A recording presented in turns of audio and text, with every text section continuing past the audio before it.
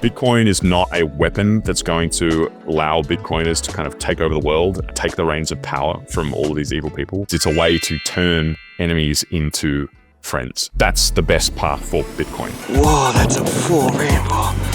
All the way. Double rainbow. Oh my God. Soakquest. I'm wondering if this midterm election cycle, if Bitcoin's kind of gone to the wayside because it's not being as attacked, where does it stand as a political issue in this midterm cycle? There was an enormous amount of optimism before the election, and then of course afterwards as well. Things like strategic Bitcoin reserve and other pro-Bitcoin policies. There was this kind of green light for Bitcoin businesses for all kinds of potential policy changes. As we've got into 2025 and gone through the legislative cycle, particularly at the federal level, things move slowly.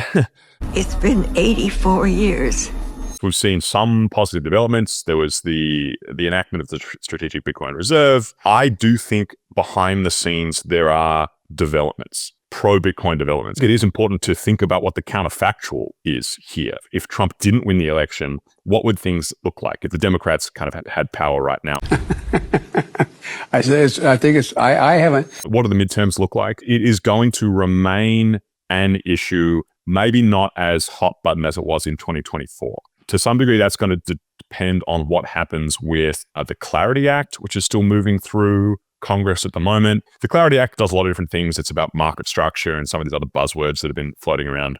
It's not really or purely a Bitcoin bill. There is a part of the Clarity Act which is really important for Bitcoin. It is kind of called the Blockchain Regulatory Certainty Act, which really focuses on rights, protections and rights for open source developers and people using self-custody. But that's a small part of the Clarity Act. So the Clarity Act is a lot of crypto stuff. It's going to influence what the midterms look like from the point of view of the positioning of the industry. We're trying to play ball here.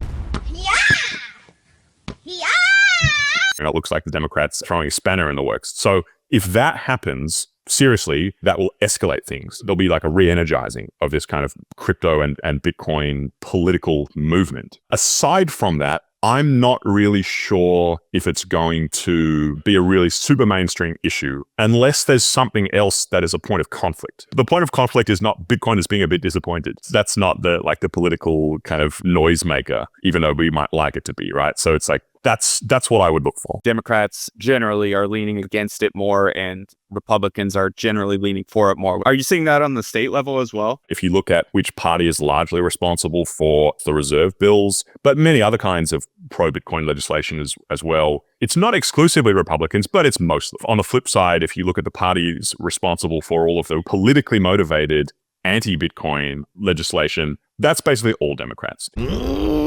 Oh, make you want to kick a fat kid at Kmart. In the middle, there is a lot of bipartisan overlap. Particularly, there are on a lot of the pro-Bitcoin bills, there are Democrat-like co-sponsors. There are counterexamples all the time. In Massachusetts, for example, right now, there are bills that are pushing like financial literacy at the level of the public high schools, including in this kind of program for financial literacy, introducing like a curriculum for learning about Bitcoin and crypto and other things too. And these are Democrat bills. What actually is getting to these people that's making a difference? There are a couple of different levels that you can address a question like that. You can watch the discussions that are being had, let's say at the committee level. These kind of committees form in state legislatures and they debate a bill. It might be Financial Services Committee in New Hampshire. And it's a bunch of some Democrats and some Republicans, and they get together and they talk in these committee meetings about, hey, should we pass this reserve bill? And if you watch these conversations, they're totally reasonable. And they're not particularly, to my eyes anyway, particularly partisan. It is a bunch of lawmakers who are trying to figure this out. They're trying to learn. They are listening to testimony. They're trying to get across the issues. For the most part, the challenge there is education. Some people are really fucking stupid. Of course, there's another level too, the political level. Arizona has a Republican-controlled House and Senate. So it's a Republican legislature. They have been very pro-Bitcoin. They then have a governor, Katie Hobbs, who is not only a Democrat, but objectively, she's towards the partisan end of the spectrum. Super true to happy on the veto button. It's a political tool that she's exercising. I don't think a lack of understanding of the issues is what's going on there. She's deciding that, hey, what's bad for my enemies is good for me, and vice versa. From your perspective, why I, as just a normal Bitcoiner, should care about my state buying Bitcoin? The state has a track record of investment performance today and a future in the investment game. There are many states in the United States who have major liabilities, unfunded liabilities when it comes to things like pensions and retirement funds. The states are not on track to be able to actually pay those out. Many states are severely underfunded. But then the question becomes, how do you get out of that trap? You know, you and I know, and many other Bitcoiners know as well, there's really one good way to do that, one best way to do that, which is to buy Bitcoin. I guess what I'm trying to hit at is the state does not have a money printer. A state does not have a money printer, and the state has a money printer. And so the incentives are a bit different given that fact. The states are just way more constrained with how they can bring revenues in. Firstly, the extent to which they can raise taxes or other things. They can't print their own currency. So they have to be a lot more disciplined financially. On the one hand, you could say, well, even more reason to have an allocation to Bitcoin. On the other hand, you'd say, well, they actually have to be cautious because they are constrained a lot more. So the types of, for many of the reserve bills, for example, that have been debated, we're talking about allocations in the range of like 5% of kind of general funds available at the state level. Even that, I would say, is quite a meaningful allocation for states. Could you dive into the Cynthia Lummis bill? The headline concerning Senator Cynthia Lummis's Bitcoin Act is that it proposes a plan to acquire 1 million BTC over 5 years. It's also would make clear things like how is it funded? How should custody work? What are some rights that what does proof of reserve look like? How does this kind of interact with the states and any reserve the states have? All of these types of things too, including enshrining rights for individual Bitcoin holders as well. So on the one hand, there's a fair bit in it, but it's also quite simple. There are like 5 or 6 different kind of key points here. What do you hear about actual legislative progress on that? It seems a long way from passing.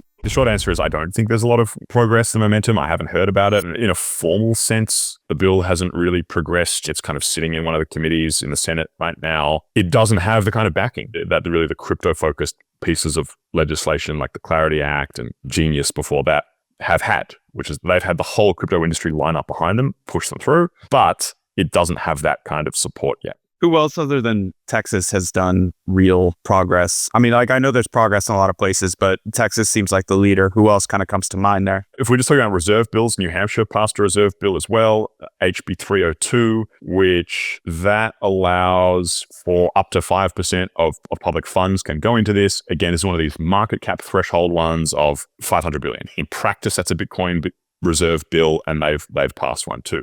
The only other state to have passed a reserve bill is Arizona, as we mentioned. That's, again, qualitatively different. That's about unclaimed property. It's not seizing property. It's a kind of, you can think of it as like a lost and found reserve. They've got a Coinbase account that's been sitting there for 5 years with a Bitcoin in it. At a certain point, these unclaimed property laws kick in, and they basically say to Coinbase, hey, you can't just hold on to this forever. It doesn't just become yours now. So we are going to take custody of it as the state. The rightful owner can come to us and get it back. Cynthia Lummis is the #1 political advocate for Bitcoin. Who else comes to mind as like real hardcore Bitcoin advocates that have political power right now? I would say Donald J. Trump. He's up there. There are members of the House, members of the Senate. Nicholas Begich is like a newer member of the House. One of the reasons why things like the Genius Act basically rushed through Congress is because you managed to get penetration into TradFi and other industries and get an enormous amount of political lobbying backing for it. Maybe this is like a slightly different question. It's like, where could the future political power be that's not just like in Congress or in the White House? What's not going to happen is there's not going to be a kind of flipping of the table in terms of political power, and you're going to have this new class of people who are Bitcoiners like supplant the existing class of politically powerful people. Rather, what's going to happen is powerful people politically and financially are going to adopt it. It's people like Larry Fink. Stable coins have gone from basically nothing to codified into the financial system within a few short years. It's like the reason that's happened is because all of these powerful institutions and people have got on board. That's like the path for distributed political power is adoption in that sense, I would say.